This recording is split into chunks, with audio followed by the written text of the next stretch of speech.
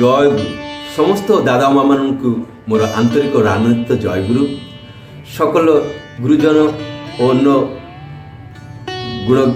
ଗୁଣୀ ଜ୍ଞାନୀ ସାଧୁ ସଜ୍ଜନ ସମସ୍ତଙ୍କୁ ମୋର ଭକ୍ତିପୂର୍ଣ୍ଣ ପ୍ରଣାମ। ପରମ ପ୍ରେମମୟ ଶ୍ରୀ ଶ୍ରୀ ଠାକୁରଙ୍କ ଶ୍ରୀଚରଣରେ ସମସ୍ତଙ୍କର ସର୍ବାଙ୍ଗୀନ ମଙ୍ଗଳ ପ୍ରାର୍ଥନା କରେ। ଆଜି এই ପାଠ ଆଲୋଚନା କରିବାକୁ ଯାଉଛି। ଆଜିର এই ପାଠରେ ଆମେ ଜାଣିବାକୁ ପାଇବୁ ଯିଏ ଯାହାର ଜୀବନରେ କୌଣସି ଇଷ୍ଟ ନାହିଁ, ଆଦର୍ଶ ନାହିଁ, ଯିଏ ଦୀକ୍ଷା ନେଇନାହାନ୍ତି, ମନ୍ତ୍ର ଲାଭ କରିନାହାନ୍ତି, ସଦ୍ଗୁରୁ ଲାଭ କରିନାହାନ୍ତି, ସେ କିପରି ଅସତ୍କୁ ପରିହାର କରିବ, ସେ କିପରି ସତ୍ଚିନ୍ତା କରିବ, ସତ୍ଚିନ୍ତାରେ ନିମଜ୍ଜିତ ରହିବ ଏବଂ ସେ ଏଇସବୁ ଜିନିଷକୁ ମାନେ ଯାହା ଜୀବନ ଯିଏ ଦୀକ୍ଷା ନେଇନାହାନ୍ତି ସେ କିପରି ଯାହା ଜୀବନରେ ଇଷ୍ଟ ନାହିଁ ସେ କିପରି ସତ୍ଚିନ୍ତା କରିବ, ସତ୍କର୍ମ କରିବ, ଏଇ କଥାଟାର ବିଶେଷ ଭାବରେ ଆଜିର ପାଠ ଆଲୋଚନାରେ ଆମେ ଜାଣିବାକୁ ପାଇବୁ। ଏହାର ପୂର୍ବ ଭିଡ଼ିଓରେ ଆମେ ପାଠ କରିଥିଲୁ ଯେ ପ୍ରେମ କର କିନ୍ତୁ ଆସକ୍ତ ହୁଅ ନାହିଁ। ସୁନ୍ଦର ଭାବରେ ଶ୍ରୀ ଶ୍ରୀ ବରଦା କହିଛନ୍ତି ପ୍ରେମ ଅର୍ଥ କ'ଣ, ଭକ୍ତିର ଅର୍ଥ କ'ଣ ଆଉ ଆସକ୍ତି କ'ଣ। ସେଠି କହିଛନ୍ତି ଯେ ଇଷ୍ଟଙ୍କୁ ବାଦ ଦେଇ ଆଉ ଯାହା କିଛି ଅଛି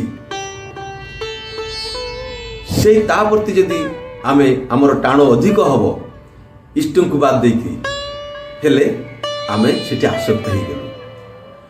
ଆସକ୍ତ ଯଦି ହେବାର ଅଛି କେବଳ ମାତ୍ର ପରମ ପିତାଙ୍କୁ ଚରଣରେ, ପରମ ପିତାଙ୍କୁ ଇଷ୍ଟଙ୍କ ପ୍ରତି ଇଷ୍ଟଙ୍କୁ ନ ଦେଖିଲେ, ଇଷ୍ଟ କର୍ମ ନ କଲେ, ଇଷ୍ଟ ଚିନ୍ତା ନ କଲେ ଯେପରି ମୋର ଚଳେନି ଏମିତି ହେବାର ଅଛି, ହେଲେ ସେଟା ପ୍ରେମ। ଆଉ ଇଷ୍ଟଙ୍କୁ ବାଦ ଦେଇ ଆଉ ଯାହା କିଛି ଅଛି ସେଥିରେ ଯଦି ଆମେ ଆକୃଷ୍ଟ ହେଉଛୁ, ସେଟା ଯଦି ନହେଲେ ନ ଚଳୁଛି ହେଲେ ସେଟା ଆସକ୍ତି। ଯେମିତି ଭରତ ରାଜାଙ୍କର ଉଦାହରଣଟା ଅଛି। ଆଜି ସେହି ସୂତ୍ର ଶୁଣିକି ଧରିକିରି ନେକ୍ସଟ ବାଣୀଟି ହେଉଛି ଖୁବ୍ ଭଲ ପାଅ କିନ୍ତୁ ମାଖାମାଖି କରନା, ଅର୍ଥାତ୍ ଅତି ମନୋରଞ୍ଜନ କରିବାକୁ ଜାଣେ। ବକ୍ ବକ୍ କାନି ପୂର୍ଣ୍ଣତ୍ୱର ଚିହ୍ନ ନୁହଁ, ବେଶୀ କହିବାଟା ପୂର୍ଣ୍ଣତ୍ୱ ପ୍ରାପ୍ତିର ଚିହ୍ନ ନୁହଁ, ସଫଳତା ଚିହ୍ନ। ଆଜିର ଆଲୋଚ୍ୟ ବାଣୀଟି ହେଉଛି ଯଦି ନିଜେ ସନ୍ତୁଷ୍ଟ ବା ନିର୍ଭାବନା ହୋଇଥାଅ ତେବେ ଅନ୍ୟଙ୍କର ପାଇଁ ଚେଷ୍ଟା କର। ଏହି ବାଣୀଟିର ପାଠ ପରେ ଶ୍ରୀ ଶ୍ରୀ ବରଦା କହିଲେ ଏଇଟା କିପରି ନିଜେ ସନ୍ତୁଷ୍ଟ ବା ନିର୍ଭାବନା କିପରି ହେଉଛି। ସନ୍ତୁଷ୍ଟ କାହା କହନ୍ତି?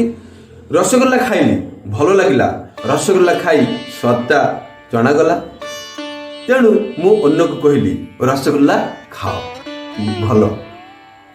ସନ୍ତୁଷ୍ଟ ଅର୍ଥ ଖୁସି ହେବା। ସନ୍ତୁଷ୍ଟ ନହେଲେ ଏଇ କଥାଟା କହି ହୁଏ ନାହିଁ।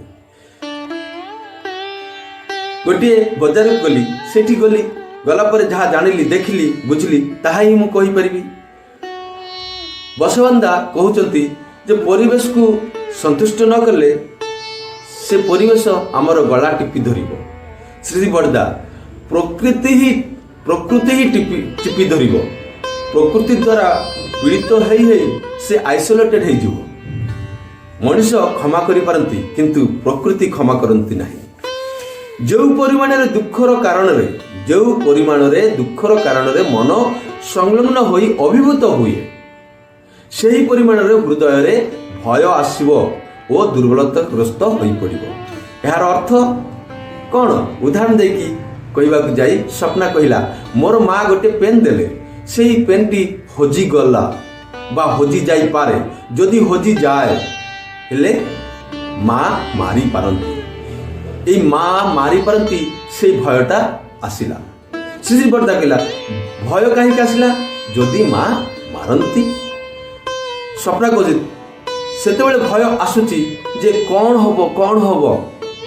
ଶ୍ରୀ ବରଦା ପେନ୍ଟା ହଜିଯିବା ପାଇଁ ଯେତେଟା ଦୁଃଖ ନ ହେଉଛି ତାଠୁ ଅଧିକ ଦୁଃଖ ହେଉଛି ମାଙ୍କର ଭୟ। ମାଙ୍କର ଭୟରେ ମନଟା ବିଷାଦମୟ ହୋଇ ଉଠିଛି ଅଧିକ ଭାବରେ। ଦୁର୍ବଳତା ବୁଝା ପଡ଼ିବ କେତେବେଳେ? ଭୟ ଆସିଲେ ହିଁ ମଣିଷ ଦୁର୍ବଳ ହୋଇଯାଏ।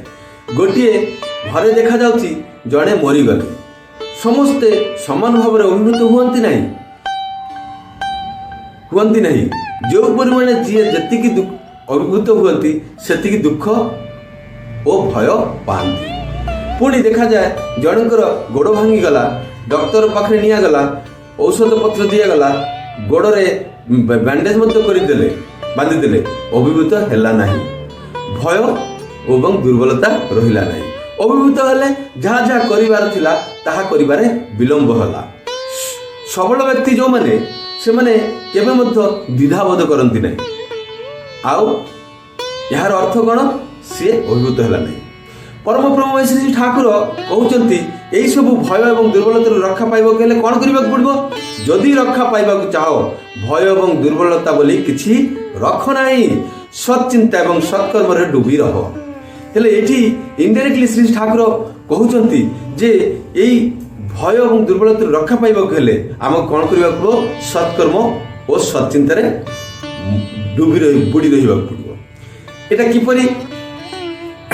ଗୋପାଳ ଦା କହୁଛନ୍ତି ମୁଁ ଯଦି ସତ୍ଚିନ୍ତା କର୍ମ କରିବି ହେଲେ ରକ୍ଷା ପାଇବି। ଶ୍ରୀ ବୋଲ ମୁଁ କେମିତି ବୁଝିବି ସତ୍ଚିନ୍ତା କ'ଣ? ସତ୍ଚିନ୍ତାଟା କ'ଣ? ଚୋରି କରିବାଟା ଗୋଟିଏ ଅସତ୍ କାମ। ଗୋପାଳ କହୁଛନ୍ତି ମଣିଷ ବଞ୍ଚିବାକୁ ବଢ଼ିବାକୁ ଚାହାନ୍ତି। ଠାକୁର କହୁଛନ୍ତି ତୁମେ ଯଦି ବଞ୍ଚିବାକୁ ଚାହ ତେବେ ଭୟକୁ ତ୍ୟାଗ କର, ଡରକୁ ତ୍ୟାଗ କର। ଶ୍ରୀ ବର୍ଦ୍ଧା କାହିଁକି? ଗୋପାଳ କହୁଛନ୍ତି ଚୋରି କରିକି ଧରା ପଡ଼ିଲେ ମୋତେ ନେଇଯିବ। କିଏ ନେଇଯିବ? ପୋଲିସ ଧରିକି ନେଇଯିବ ଧରା ପଡ଼ିଲେ। ଶ୍ରୀ ବର୍ଦ୍ଧା ଆସାମରେ ଗୋଟିଏ ବଡ଼ ବାଡ଼ି, ବଡ଼ ଘରଟା, ସେଠି ଗାତ କରିକି ଚୋର ପଶୁଥିଲେ। ସାମ୍ନାରେ ଗୋଟେ କଇଁଛ ଥିଲା। ସେ କଇଁଛଟି ତାର ନାକରେ କାମୁଡ଼ି ଦେଲା। ଆଉ କଇଁଛ କାମୁଡ଼ିଲେ କେବେ ଛାଡ଼େ? ରଖ ଧାତୁ ଅର୍ଥ ହେଉଛି ରକ୍ଷା। ରଖ ଧାତୁରେ ରକ୍ଷା। ଏଇଠି ପାଳନ ମଧ୍ୟ ଅଛି, ଅର୍ଥାତ୍ ଆମେ ରକ୍ଷା କରିବାକୁ ଗଲେ ତାକୁ ପାଳନ ମଧ୍ୟ କରୁଛୁ। ତେଣୁକି ପାଳନ ଇଷ୍ଟ ଚିନ୍ତା ଅର୍ଥ ସତ୍ଚିନ୍ତା। ତମେ ସେଇ କଥା ହିଁ କହିବାକୁ ଚାହୁଁଛ? ଯଦି ଇଷ୍ଟ ଚିନ୍ତା ଓ ଇଷ୍ଟକର୍ମ ଯଦି ରକ୍ଷା କରି ଚାଲ, ଅର୍ଥାତ୍ ଇଷ୍ଟ ଚିନ୍ତା ଇଷ୍ଟକର୍ମ କରିକି ଚାଲ, ପାଳନ କରିକି ଚାଲ, ତେବେ ଭୟ ରହିବ ନାହିଁ, ଦୁର୍ବଳତା ରହିବ ନାହିଁ। ଏହା ପରବର୍ତ୍ତୀ ବାଣୀରେ ଶ୍ରୀ ଠାକୁର କହୁଛନ୍ତି ଅସତରେ ଆସକ୍ତି ଠାରୁ ଭୟ, ଶୋକ ଓ ଦୁଃଖ ଆସେ। ଏହି ବାଣୀଟି ପାଠ ହେଲା ପରେ ଗୀତାମଣ୍ଡଳ କହୁଛନ୍ତି ଜୀବନ ବୃଦ୍ଧିର ଅନ୍ତରାୟକୁ ଅସତ ବୋଲି କୁହାଯାଏ। ମୁଁ ଚୋରି କରି ଧରା ପଡ଼ିଲି, ହେଲେ ମୋର ଜୀବନ ବୃଦ୍ଧିର ଅନ୍ତରାୟ ଘଟିଲା।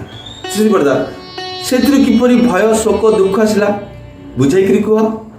ମୁଁ ଯଦି ରୋଜ ଡେଲି ଚୋରି କରେ, ହେଲେ ଶ୍ରୀ ବର୍ଦ୍ଧା ଆରେ ଡେଲି ନ କର, ସପ୍ତାହରେ ଗୋଟେ ଦିନ ହିଁ କଲ, ଅସୁବିଧା କ'ଣ? କିନ୍ତୁ ସେଥିରୁ ଭୟ କିପରି ଆସିବ? ଚୋରି କଲେ ଲୋକେ ଦେଖିନେଲେ, ଧରା ପଡ଼ିଲି, ଜେଲ ଗଲି। ଶ୍ରୀ ବର୍ଦ୍ଧା ସେଇ ଭାବିକିରି ଡର ଆସିଲା ଯେ ଲୋକେ ଦେଖିବେ, ଧରା ପଡ଼ିଲେ ଜେଲ ଯିବି, ପୁଣି ଧରିକି ନେଇଯିବ। ମୁଁ ଧରା ପଡ଼ି ଜେଲରେ ଗଲି, ଶୋକ ହେବ କାହିଁକି? ଜେଲରେ ଯିବା ପୂର୍ବରୁ ମାରଧର ଖାଇଲି, ମାଡ଼ ଖାଇଲି। ଚଣ୍ଡୀଙ୍କ ମା କହୁଛନ୍ତି ଶୋକ ଅର୍ଥ କଷ୍ଟ।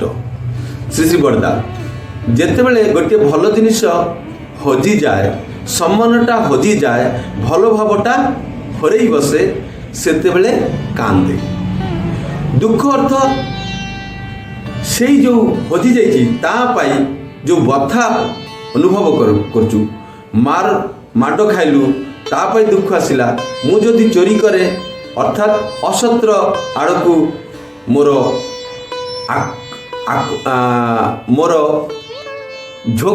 ଝୁଙ୍କ ପଡ଼ିଯାଏ ଏବଂ ଧରା ପଡ଼େ, ଜେଲ ଖାଟିବାକୁ ହେଇପାରେ। ଏଇସବୁ ଗୁଡ଼ିକ ହେଲା, ଏଇଥିରୁ ହେଲା ଶୋକ। ଶୋକ ହେଉଛି କାହିଁକି? ପବିତ୍ର ବା ପସନ୍ଦର କଲା ଭଳିଆ ଜିନିଷ ହଜିଗଲେ ବା ଆତ୍ମୀୟ ବିୟୋଗ ହେଲେ।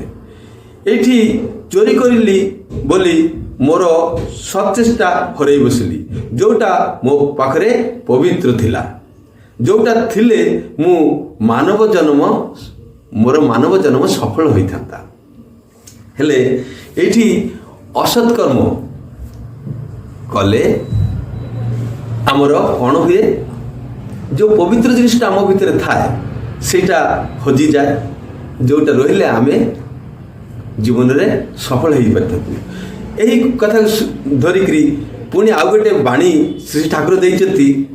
ଭିଡ଼ିଓଟି ବଡ଼ ହେଉଛି, ତଥାପି ମୁଁ ପଢ଼ୁଛି, କାହିଁକି ନା ଏହା ସହିତ ସମ୍ପର୍କ ରହିଛି, ଅଧା ଅଧୁରା ହେଇଯିବ। ଅସତ୍ ପରିହାର କର, ସତ୍ରେ ଆସ୍ଥାବାନ ହୁଅ, ତ୍ରାଣ ପାଇବ। ଶତପଥୀ କହୁଛନ୍ତି ଅସତ୍ ପରିହାର କରିବାର ଅର୍ଥ ଜୀବନ ବୃଦ୍ଧିର ଅନ୍ତରାୟ ଯାହା, ତାହାକୁ ବାଦ ଦେଇ ଚଳିବା, ଜୀବନ ବୃଦ୍ଧିକୁ ଅନୁସରଣ କରିବା। ମାନେ ଯାହା ଯାହା କଲେ ଜୀବନ ବୃଦ୍ଧି ହୁଏ। ଅସ୍ତି ବୃଦ୍ଧିର ମୂର୍ତ୍ତ ପ୍ରତୀକ ଉପରେ ନିଷ୍ଠା ରହି ଚାଲିଲେ କ'ଣ ହବ? ନାମକୁ ପଥ ମିଳିବ, ବାଟ ମିଳିବ। ଶ୍ୟାମଲ ଦା କହୁଛନ୍ତି ସତ୍ରେ ଆସ୍ଥାବାନ ହେବା ଅର୍ଥାତ୍ ସତ୍ରେ ବିଶ୍ୱାସୀ ହେବା। ଶ୍ରୀ ଶ୍ରୀ ବରଦା କହିଲେ କୋଉଥିରୁ ରକ୍ଷା ପାଇବେ? କୋଉଥିରୁ ରକ୍ଷା ପାଇବେ? ବିପଦ ଆପଦରୁ। ଅସତ୍ କର୍ମ ଦ୍ୱାରା ଯେଉଁ ବିପଦ ଆପଦ ଆସେ ସେଇଥିରୁ ରକ୍ଷା ପାଇବ। ସତ୍ ଅର୍ଥ ଇଷ୍ଟଙ୍କ ଠାରେ ବିଶ୍ୱାସ, ତାହା ଅର୍ଥ ଇଷ୍ଟଙ୍କର ଅନୁଶାସନ ବାଣୀକୁ ମାନି କାର୍ଯ୍ୟ କରିବା। ସତ୍ ଚିନ୍ତାରେ ନିମଜ୍ଜିତ ରୁହ, ସତ୍କର୍ମ ତୁମର ସହାୟ ହେବ ଏବଂ ତୁମର ଚତୁର୍ଦିଗ ସତ୍ ହୋଇ ସକଳ ସମୟରେ ତୁମକୁ ରକ୍ଷା କରିବ ହିଁ କରିବ। ହେଲେ ସତ୍ ଚିନ୍ତା ୟା ପୂର୍ବ ବାଣୀରେ ଥିଲା ସତ୍ ଚିନ୍ତା ଓ ସତ୍କର୍ମରେ ଡୁବି ରହିବା ପାଇଁ। ଏଠି ମଧ୍ୟ ସେଇ କଥାଟି କହୁଛନ୍ତି ଶ୍ରୀ ଠାକୁର ଯେ ସତ୍ ଚିନ୍ତାରେ ନିମଜ୍ଜିତ ରୁହ, ସତ୍କର୍ମ ତୁମର ସହାୟ ହେବ। ସତ୍ ଚିନ୍ତା ଯଦି ଆମେ କରିବୁ ହେଲେ ସତ୍କର୍ମ ଆମକୁ ସାହାଯ୍ୟ କରିବ, ଆଉ ମୋର ଚତୁର୍ଦିଗ ପାର୍ଶ୍ୱ ମଧ୍ୟ ସତ୍ ହୋଇ ପଡ଼ିବ, ଆଉ ସେମାନେ ସତ୍ ହେଲେ ମୋତେ ରକ୍ଷା କରିବ ହିଁ କରିବ। ଏଇ ବାଣୀଟି ପାଠ ହେଲା ପରେ ନିରଦା ସୁନ୍ଦରୀ କହୁଛନ୍ତି ସତ୍ ଚିନ୍ତାରେ ନିମଜ୍ଜିତ ରହିବା ଅର୍ଥ ସତ୍ ଚିନ୍ତାରେ ବୁଡ଼ି ରହିବା। ଶ୍ରୀ ସତ୍ ଚିନ୍ତା କ'ଣ? ଆଗେ ସେଇଟା କୁହ। ନିରଦା ସୁନ୍ଦରୀ ସତ୍ ଚିନ୍ତା ହେଉଛି ଇଷ୍ଟ ବିଷୟକ ଚିନ୍ତା, ଯାହା ଜୀବନ ବୃଦ୍ଧିର ସହାୟକ। ଏମିତି ପ୍ରକାର ଚିନ୍ତା, ସେହି ପ୍ରକାର ଚିନ୍ତା କଲେ କାର୍ଯ୍ୟ ମଧ୍ୟ ସେହି ପ୍ରକାର ହେବ, ସତ୍ ହେବ, ଜୀବନ ବୃଦ୍ଧିର ସହାୟକ କର୍ମ ହେବ। ସେତେବେଳେ ଚତୁଃପାର୍ଶ୍ୱ ମଧ୍ୟ ସେଇଭଳି ହେବ, ସତ୍ ହେବ।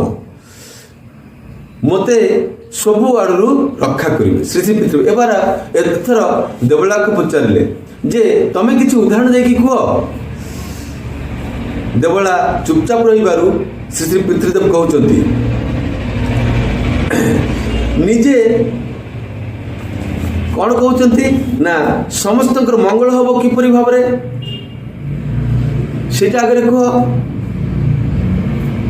ସେତେବେଳେ ସେ ନିରୁତ୍ତର ରହିବାରୁ ଶ୍ରୀ ଶ୍ରୀ ପିତୃଦେବ କଲେ ନିଜେ ଆଗେ ସେରକମ ହବ। କି ରକମ ହବ? ନା ସତ୍ ଚିନ୍ତା କରିବୁ, ସତ୍କର୍ମ କରିବୁ। ତାଙ୍କର ଚିନ୍ତା ହିଁ ସତ୍ ଚିନ୍ତା। କାହାର ଚିନ୍ତା? ଇଷ୍ଟ ଗୁରୁ ମାନେ ଠାକୁରଙ୍କ ଚିନ୍ତା ହିଁ ସତ୍ ଚିନ୍ତା, ଆଉ ତାର କର୍ମ କରିବା। ଇଷ୍ଟ ଯାହା ଯାହା କଲେ ଖୁସି ହୁଅନ୍ତି ସେଇ ସବୁ କର୍ମ କରିବା। এইটা ହିଁ କହିବାକୁ ଚାହୁଁଛ ତ? କରିବା ଆଗରେ ଚିନ୍ତା କରିବାକୁ ହୁଏ। ଯେମିତି ମନେକର ସକାଳେ ସକାଳେ ତୁମେ ଠାକୁର ବାଡ଼ି ଆସିଲ, ତାହା ପୂର୍ବରେ ତମେ ଆସିବା କଥାଟାକୁ ଚିନ୍ତା କରିଥିଲ, ତାପରେ ଫୁଲ ପୁଷ୍ପ ଇତ୍ୟାଦି ତୋଳି ନେଇ ଠାକୁର ବାଡ଼ି ଆସିଲ। ସିଏ ତ ମଙ୍ଗଳମୟ, ତେଣୁ ତାଙ୍କୁ ସେ ସଦା ହିଁ ଆମମାନଙ୍କୁ ମଙ୍ଗଳର କଥା ହିଁ କହନ୍ତି। ଯାହା କଲେ ଆମର ମଙ୍ଗଳ ହୁଏ, କଲ୍ୟାଣ ହୁଏ, ସେଇ କଥା ହିଁ କହିଛନ୍ତି। ତେଣୁ ଆମମାନଙ୍କର ଉଚିତ ତାଙ୍କର ଅନୁଶାସନ ବାଦକୁ ଅର୍ଥାତ୍ ତାଙ୍କର ନୀତିବିଧି ଯାହା ବି କହିଛନ୍ତି ସବୁ କିଛି କଣ୍ଟାରେ କଣ୍ଟାରେ ମାନି ଚାଲିବା। କିନ୍ତୁ ଯେଉଁମାନେ ଠାକୁରଙ୍କର ଦୀକ୍ଷା ନେଇନାହାନ୍ତି ସେମାନେ କିପରି ସତ୍ଚିନ୍ତା କରିବେ? ଆଉ ଯେଉଁମାନେ ଦୀକ୍ଷା ନେଇଛନ୍ତି ସେମାନେ ତ ସତ୍ଚିନ୍ତା କରୁଛନ୍ତି, ଯେଉଁମାନେ ଦୀକ୍ଷା ନେଇଛନ୍ତି ସେମାନେ କ'ଣ ସତ୍ଚିନ୍ତା କରିବେ ନାହିଁ, ସତ୍କର୍ମ କରିବେ ନାହିଁ? ତାହେଲେ ସେମାନେ ଯେଉଁମାନେ ଦୀକ୍ଷା ନେଇନାହାନ୍ତି ସେମାନେ କିପରି ଭାବରେ ଚାଲିବେ? ଧୃତି ବଲ୍ଲଭ ଦା କହୁଛନ୍ତି ସେମାନେ ଶ୍ରୀ ଶ୍ରୀ ଦୀକ୍ଷା ନେବେ। ଧୃତି ବଲ୍ଲଭର କଥା ଶୁଣି ସମସ୍ତେ ହସି ପକାଇଲେ। ଶ୍ରୀ ଶ୍ରୀ ପିତୃଦେବ କହୁଛନ୍ତି ହଁ ବାପା ଅଛନ୍ତି, ମା ଅଛନ୍ତି, ସେମାନଙ୍କର କଥା ଶୁଣିବ। ପାରିପାର୍ଶ୍ୱିକ ପାଡ଼ା ପ୍ରତିବେଶୀ ସମସ୍ତଙ୍କର ମଙ୍ଗଳ ପାଇଁ କର୍ମ କରି ଚାଲିବ। ଏମିତି କରୁ କରୁ ସେ ଦିନେ ଠାକୁରଙ୍କୁ ପାଇ ବସିବ। ମୋଟ କଥା ସତ୍ଚିନ୍ତା ଅର୍ଥ ଶୁଭ ଚିନ୍ତା, ମଙ୍ଗଳ ଚିନ୍ତା କରିବା, ଅନିଷ୍ଟ ଚିନ୍ତା ଅନିଷ୍ଟ ଚିନ୍ତା ନ କରିବା ଏବଂ ତାହା କିନ୍ତୁ କେବଳ ମୁଁ ଆଉ ମୋର ପରିବାର ବା ପରିବେଶର ହିଁ ମଙ୍ଗଳ ନୁହଁ, ଜଗତରେ ସବୁ କିଛି ଯାହା କିଛି ଅଛି ସବୁ ବ୍ୟକ୍ତି ପ୍ରାଣୀ ବସ୍ତୁ ସମସ୍ତଙ୍କର ପାଇଁ ଏପରି ଚିନ୍ତା କରିବାକୁ ହୁଏ। ହେଲେ ଆମେ ଯେଉଁ କହୁଥିଲୁ, ଯେଉଁ ଟପିକଟା ରଖିଥିଲୁ, ସେ ଟପିକଟା ଥିଲା କ'ଣ ନା ଯେଉଁମାନେ ଦୀକ୍ଷା ନେଇନାହାନ୍ତି, ଯାହାର ଜୀବନରେ ଇଷ୍ଟ ଆଦର୍ଶ ନାହିଁ, ସେମାନେ କିପରି ଚିନ୍ତା କରିବେ, ସତ୍କର୍ମ କରିବେ, ସେ କଥା ଥିଲା। ଏହାର ଅର୍ଥ କ'ଣ, ସତ୍ଚିନ୍ତା କ'ଣ, ସତ୍କର୍ମଟା କ'ଣ, ସେଟା ଜାଣିବାକୁ ପଡ଼ିବ।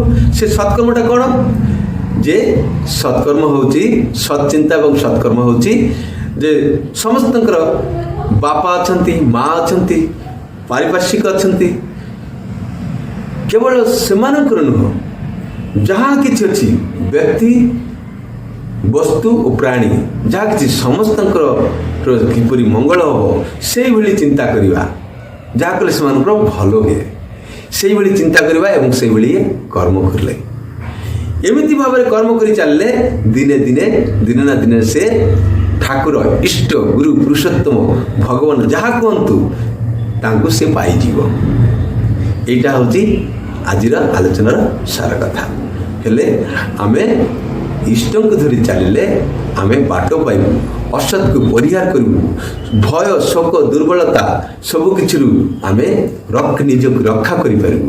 ରକ୍ଷା କରିବାର ଅର୍ଥଟା କ'ଣ କହିଲେ, ରକ୍ଷା କରିବାର ଅର୍ଥ ଯେ ସତ୍କର୍ମ, ସତ୍ଚିନ୍ତାକୁ ଯଦି ମୁଁ ରଖିବି, ଅର୍ଥାତ୍ ରକ୍ଷା କରିବି ମୋ ଜୀବନରେ, ହେଲେ ସତ୍ଚିନ୍ତା, ସତ୍କର୍ମ ମୋତେ ସହାୟକ ହେବେ, ମୋର ଚତୁର୍ଦିଗ ସତ୍ ହେଇ ପଡ଼ିବ।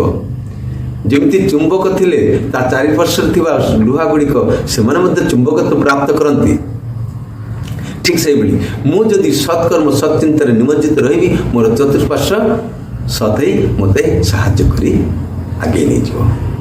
ଠିକ୍ ଅଛି, ଆଜି ପାଇଁ ଏତିକି। ଜୟ ଗୁରୁ, ବନ୍ଦେ ପୁରୁଷୋତ୍ତମ।